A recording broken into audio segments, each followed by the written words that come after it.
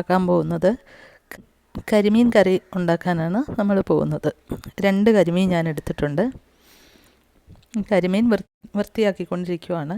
ഈ കരിമീൻ വൃത്തിയാക്കാൻ വേണ്ടിയിട്ട് ഇതുപോലെ ഒരു ഫിഷ് കട്ടർ പോലത്തെ ഒരു കത്രിക എടുക്കുവാണെങ്കിൽ കുറച്ചുകൂടെ എളുപ്പമാണ്. കരിമീൻ പൊതുവേ വൃത്തിയാക്കാൻ ഇത്തിരി പാടാണ്. അപ്പോൾ അതിൻ്റെ ഇതേ ചിറകുകളൊക്കെ കണ്ടോ, ഈ കത്രികയ്ക്ക് ഇത്തിരി മൂർച്ച കുറവുണ്ട്. പക്ഷേ ഇതേ രീതിയിൽ കട്ട് ചെയ്തെടുത്തു കഴിഞ്ഞാൽ നമുക്ക് പെട്ടെന്ന് തന്നെ കരിമീൻ ക്ലീൻ ചെയ്തെടുക്കാൻ പറ്റും. ഈ കരിമീൻ്റെ മറ്റൊരു സവിശേഷത എന്താണെന്ന് വെച്ചാൽ ഇതിൻ്റെ ചെതുമ്പൽ സാധാരണ ചെയ്യുന്ന പോലെ നമ്മളിങ്ങനെ ചിരണ്ടി കളയുകയൊക്കെ ചെയ്താൽ ബുദ്ധിമുട്ടാവും. അതിനെന്താ ചെയ്യുകയെന്ന് വെച്ചാൽ ഇതിൻ്റെ ഈ ചെതുമ്പൽ കണ്ടോ, ഇതുപോലെ നല്ല മൂർച്ചയുള്ള കത്തി വെച്ച് ഇങ്ങനെ ചെത്തിയെടുക്കാം. അപ്പോൾ ഇതിങ്ങനെ കണ്ടോ കുപ്പി പോലെ ഇങ്ങനെ ആയി കിട്ടും. ഇങ്ങനെ നമ്മൾ ചെത്തിയെടുക്കുന്ന കുറച്ചുകൂടെ എളുപ്പം എന്നാന്ന് വെച്ചാൽ ഈ ഫ്രിഡ്ജിലേക്ക് ഈ കരിമീൻ കൊണ്ടുവന്ന് കഴിഞ്ഞാൽ ഫ്രഷ് കരിമീനാണെങ്കിൽ നമുക്ക് വേഗം ചെത്തിയെടുക്കാൻ പറ്റും. അതല്ല ഒരിത്തിരി കഴിഞ്ഞിട്ട് നമുക്കിപ്പോൾ മാർക്കറ്റിൽ നിന്ന് കിട്ടണത് ഇപ്പോൾ അപ്പം തന്നെ പിടിച്ച കരിമീൻ കിട്ടണമെന്നൊന്നുമില്ല. അപ്പം അത് കൊണ്ടുവന്ന് നമ്മൾ ഫ്രിഡ്ജിൽ വെച്ചിട്ട് ഒന്ന് തണുത്ത് കഴിയുമ്പോൾ ഇതിങ്ങടെ എടുത്താൽ ഇതേപോലെ പാളിയായിട്ട് ഇതിങ്ങനെ ചെത്തിപ്പോരും. കണ്ടോ, അതതിൻ്റെ ഒരു ടിപ്സാണ് കേട്ടോ. ഇതിൻ്റെ ഈ ചെകിളയുടെ ഭാഗം അതുപോലുള്ള സ്ഥലങ്ങളൊക്കെ ഇങ്ങനെ സൂക്ഷിച്ച് ചെത്തിയെടുക്കുക. കയ്യിൽ കയറാതെ നോക്കണം കേട്ടോ. എന്നിട്ട് തലഭാഗം ഇതേപോലെ കട്ട് ചെയ്ത് ഇത്തിരി ഉറപ്പുള്ള ഭാഗമാണ്. നല്ല കത്രികയാണെങ്കിൽ നമുക്ക് ഈ തലഭാഗവും ഇങ്ങനെ തന്നെ എടുക്കാം കേട്ടോ. കത്രിക വെച്ച് തന്നെ എടുക്കാം. ഇതിപ്പോൾ ഞാൻ പിച്ചാത്തി വെച്ചിട്ടാണ് എടുത്തേക്കണേ. എന്നിട്ട് അതിങ്ങനെ മാറ്റിയ ശേഷം അതിൻ്റെ നടുവേ ഒന്ന് പിളർന്നിട്ട് അതിൻ്റെ ഉള്ളിലെ വേസ്റ്റെല്ലാം നമ്മൾ എടുത്ത് കളയണം. ഇതാക്കണ്ടോ, അതിൻ്റെ ഉള്ളിൽ ഒരു പാട പോലത്തെ സാധനമുണ്ട്, അതും കൂടെ കളയണം. കാര്യമില്ലെങ്കിൽ ഒരു ഉളുമ്പിൻ്റെ ടേസ്റ്റൊക്കെ വരാൻ ചാൻസ് ഉണ്ട്. രണ്ടാമത്തെ കരിമീൻ ചെയ്തെടുത്ത് കഴിഞ്ഞാൽ പിന്നെ ഇത്തിരി ഉപ്പിട്ട് നമ്മൾ ഒന്ന് തേച്ചൊരച്ച് ചട്ടിയിൽ തന്നെ വെച്ച് കഴുകാം. അല്ലാത്തതാണെങ്കിൽ ഈ മീനെടുത്തിട്ട് കരിങ്കല്ലിലിട്ട് ഇതിങ്ങനെ ഉരച്ചെടുത്ത് കഴിഞ്ഞാലും ഈ ചെറിയ ബ്ലാക്ക് കളറിലുള്ളത് പോകും. ചിലർ ഇത്തിരി വിനാഗിരിയും കൂടെ ഒഴിച്ച് നമ്മൾ ഇതൊന്ന് വാഷ് ചെയ്തെടുത്താൽ കുറച്ചുകൂടെ ഇതിൻ്റെ ഉളുമ്പ് മണം നന്നായിട്ട് പോകും. സാധാരണ ചാള പോലത്തെയുള്ള ഉളുമ്പൊന്നും ഇല്ല കേട്ടോ കരിമീന്. ഇതുപോലെ വൃത്തിയാക്കി എടുക്കുക. ഇതൊരു ഇടത്തരം കരിമീനാണ്. എന്നിട്ട് ഇങ്ങനെ നമ്മുടെ ഒരു സൈസ് അനുസരിച്ച് മുറിച്ചെടുക്കുക. നല്ല മൂർച്ചയുള്ള പിച്ചാത്തിയാണെങ്കിൽ കുറച്ചുകൂടെ ഭംഗിയുള്ള കഷ്ണങ്ങളായിട്ട് കിട്ടുമേ. പിന്നെ നമ്മൾ ചെയ്യേണ്ടത് ചട്ടി അടുപ്പത്ത് വയ്ക്കുക. കടുക് ഇടണം ആദ്യം. അതിന് ശേഷം ഉലുവയാണ് ഞാൻ ഇട്ടിരിക്കുന്നത്. ഈ കടുക് പൊട്ടിക്കഴിഞ്ഞിട്ടേ ഉലുവ ഇടാവുള്ളൂ. ഉലുവ ഇട്ട് കഴിഞ്ഞാൽ ഒരുപാട് മൂക്കരുത്. അപ്പോഴേക്കും നമ്മൾ ഒരു പാതി സവോള അരിഞ്ഞത് ചേർക്കണം. സവോള ഇട്ടിട്ട് വേണമെങ്കിൽ ഒരു ശക്കല ഉപ്പിട്ട് കൊടുത്തു കഴിഞ്ഞാൽ നന്നായിട്ട് ഇത് ചെയ്യാം. എന്നിട്ട് കുറച്ച് ഇഞ്ചി അരിഞ്ഞതും ഇടുക. എന്നിട്ട് നന്നായിട്ടൊന്ന് ഇളക്കുക. അടി പിടിക്കരുതേ, തീ സിമ്മിലാക്കി ഇടണം. ഇഞ്ചി ഇട്ട് ഒന്ന് വഴറ്റി കൊടുക്കുക. അതിന് ശേഷം പച്ചമുളകാണ് ഒരു 2-3 നമ്മുടെ എരിവിനാവശ്യമുള്ള പച്ചമുളക് ഇടുക. ഈ മീൻകറിക്ക് എരിവും പുളിയും ഉപ്പും കൂടുന്നതനുസരിച്ച് രുചിയാണ്. ഒന്നും അമിതമാവാൻ പാടില്ല. എന്നാലും ഒരിത്തിരി മുന്നിട്ട് നിൽക്കുന്നത് അത്രയും രുചിയായിരിക്കും അതിന്. ഇതിങ്ങനെ ഇളക്കി കൊടുക്കുക ലൈറ്റായിട്ട്. അത് കഴിഞ്ഞാൽ കുറച്ച് ഒന്ന് വഴന്ന് വന്നു കഴിയുമ്പോൾ കുറച്ച് വെളുത്തുള്ളി അല്ലിയും കൂടെ അരിഞ്ഞിടുക. അതും ഇളക്കി കൊടുക്കുക. കണ്ടോ, ആ സവോളയുടെ ഒരു കളറ് മാറ്റവും. ഈ വെളുത്തുള്ളി ഒരുപാട് മൂക്കരുത്. ഒരുപാട് മൂത്താൽ അതിന് വേറൊരു ടേസ്റ്റാണ് വരുന്നത്. അപ്പോൾ ഇതിൻ്റെ ഒരു പാകം കണ്ടോ, ഇതിങ്ങനെ ചെയ്ത് വയ്ക്കുക. അതിന് മുമ്പായിട്ട് നമ്മൾ കരുതേണ്ടത് കുറച്ച് ഇഞ്ചി വെളുത്തുള്ളി പേസ്റ്റ് ഉണ്ടാക്കി എടുക്കണം നമുക്ക്. അതിനായിട്ട് ഇഞ്ചിയും വെളുത്തുള്ളിയും കൂടെ മിക്സിയിൽ ഇതേപോലെ അരിഞ്ഞിടുക. ആദ്യം അതൊന്ന് ചതച്ചെടുക്കുക. ആ ചതച്ചതിൽ കുറച്ച് ഭാഗം മാറ്റി വെച്ചിട്ട് ബാക്കിയുള്ളത് നല്ല പേസ്റ്റ് പോലെ അരച്ചെടുക്കണം. അരച്ചെടുത്തിട്ട് ആ വെളുത്തുള്ളി പേസ്റ്റ്, ഇഞ്ചി വെളുത്തുള്ളി പേസ്റ്റിൻ്റെ ശകലം ഈ മൂപ്പെത്തിയ ഇതിൻ്റെ ഉള്ളിലേക്ക് ഇട്ട് ഒന്ന് വഴറ്റുക. അതായത് അതിൻ്റെ പച്ചമണം ഒന്ന് മാറിക്കിട്ടണം. ഇത് കണ്ട, ഇത്രയും മൂക്കണമെന്നില്ല, ഇത് ഇത്തിരി മൂത്ത് പോയിട്ടുണ്ട്. അതിന് മുമ്പായിട്ട് തന്നെ ഇത് ഒന്ന് വഴറ്റിയെടുക്കണം. ഇതിലൊക്കെ ടേസ്റ്റ് അറിയാൻ പറ്റും കേട്ടോ. ഇത് മൂപ്പ് പോയാൽ വേറൊരു ടേസ്റ്റാണ്.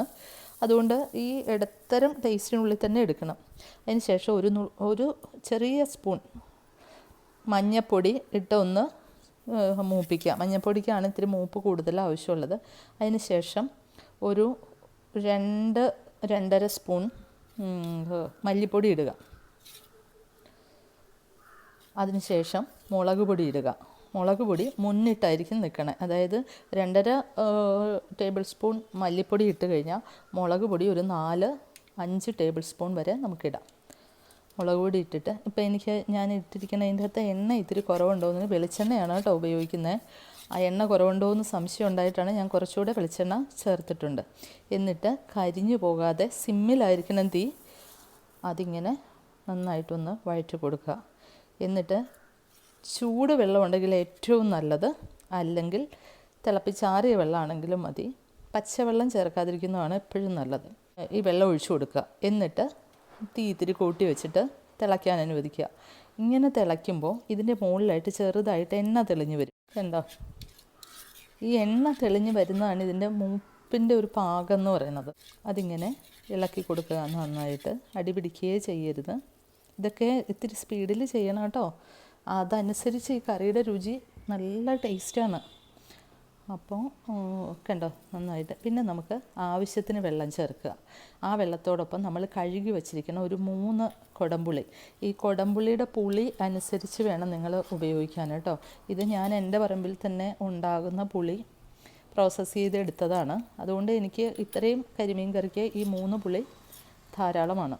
ഈ 3 പുളിയും പിന്നെ നമുക്ക് ആവശ്യത്തിലുള്ള വെള്ളം ചേർക്കുക. നമുക്ക് എത്രത്തോളം ഗ്രേവി വേണം. ഒരുപാട് ഗ്രേവി ഉണ്ടാകുന്നത് ചീത്തയാണ്. അത് നമുക്കൊരു കുറുകിയ പരുവത്തിൽ എടുക്കുകയാണെങ്കിൽ അതായിരിക്കും ബെറ്റർ എന്ന് എനിക്ക് തോന്നുന്നു. കണ്ടോ? ഈ ഒരു ഡെൻസിറ്റിയിൽ വെള്ളം ചേർക്കുക. എന്നിട്ട് ഉപ്പിടുക.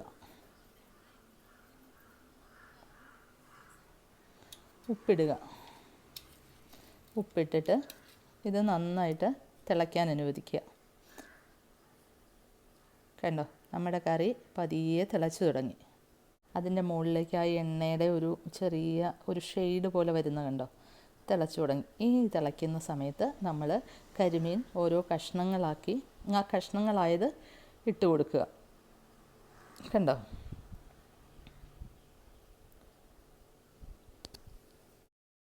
എന്നിട്ട്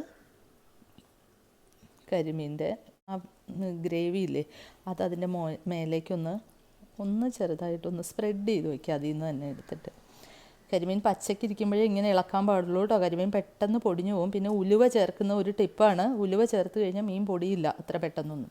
എന്നിട്ട് നമ്മൾ അടച്ചു വയ്ക്കുക. ആദ്യം നല്ല ഹൈ ഫ്ലെയിം കൊടുക്കുക. എന്നിട്ട് നന്നായിട്ട് തിളച്ച് കഴിയുമ്പോൾ നമ്മൾ ചെറിയ സിമ്മിലേക്ക് ഇട്ടിട്ട് ഈ അടച്ചു വെച്ച് ഒരു 5-7 മിനിറ്റ് അല്ലെങ്കിൽ മാക്സിമം 10 മിനിറ്റ് തിളയ്ക്കുക. അത് കഴിഞ്ഞ് നമുക്ക് നോക്കുമ്പോൾ അറിയാം അതിൻ്റെ ആ ഗ്രേവി ഒരു തിക്നെസ് വന്നിട്ടുണ്ടോ എന്ന്. കണ്ടോ? ഈ ഒരു പാകം എത്തുമ്പോഴത്തേക്ക് നമ്മൾ പിന്നെ സ്പൂണൊന്നും തൊടരുത്. നമ്മൾ ചട്ടിയോടെ എടുത്തിങ്ങനെ ചുറ്റിക്കണം. കണ്ടോ? തിളയ്ക്കുന്നു. ഇനി കുറച്ച് തേങ്ങ ചിരണ്ടി എടുക്കുക. തേങ്ങ ചിരണ്ടി എടുത്ത് മിക്സിയിലിട്ട് നമ്മൾ പേസ്റ്റ് രൂപത്തിൽ, ഒരുപാട് പേസ്റ്റല്ല എന്നാൽ ആ ഒരു പരുവത്തിൽ നല്ലപോലെ നമ്മൾ തേങ്ങാപ്പാൽ എടുക്കണം. അതൊരു ഓരോ കറിയുടെ അനുസരിച്ച് അരമുറിയോ അല്ലെങ്കിൽ അരമുറി വേണ്ട, അതിൻ്റെ പകുതി തേങ്ങ എടുത്തിട്ട് നല്ല തിക്കായിട്ടുള്ള ആ പാലെടുത്ത് അതിൻ്റെ അകത്ത് ഒഴിക്കണം. അപ്പോൾ അതൊന്ന് ജസ്റ്റ് തിളയ്ക്കാൻ വന്ന നേരം കൊണ്ട് നമ്മൾ നേരത്തെ ഇഞ്ചി വെളുത്തുള്ളി പേസ്റ്റ് ഉണ്ടാക്കാൻ നേരത്ത് കുറച്ച് ചതച്ചതെടുത്ത് മാറ്റി വെച്ചില്ലായിരുന്നു. അതിൻ്റെ അകത്തേക്ക് എനിക്കിപ്പോൾ കറിവേപ്പിലയുടെ ലഭ്യത ഇത്തിരി കുറവാണ്. ഈ കരിവേപ്പില ഇട്ടിട്ട് അതിൻ്റെ അകത്ത് ഇത്തിരി പച്ച വെളിച്ചെണ്ണയും കൂടെ ഒഴിച്ച് തിരുമണം. ഇത് വലിയൊരു ടിപ്സാണ്. ഇതിന് ഭയങ്കര ടേസ്റ്റാണ് ഇങ്ങനെ ചെയ്താൽ. എന്നിട്ട് ഈ തിളച്ചുകൊണ്ടിരിക്കണ ഈ കറിയിലേക്ക് ഇതങ്ങോട്ട് ഇടണം. അപ്പോൾ വെളിച്ചെണ്ണ, കറിവേപ്പില, ഇഞ്ചി, വെളുത്തുള്ളി ചതച്ചത് ഇതെല്ലാം കൂടെ ഇങ്ങനെ ഇടുക. എന്നിട്ട് ഈ കറി ചെറുതായിട്ടൊന്ന് ചുറ്റിച്ചിട്ട് അടച്ചു വെച്ചേക്കുക. തീ അണയ്ക്കുക. അത് കഴിയുമ്പോൾ കണ്ടോ നല്ല സൂപ്പർ രുചികരമായ കറി റെഡിയായി.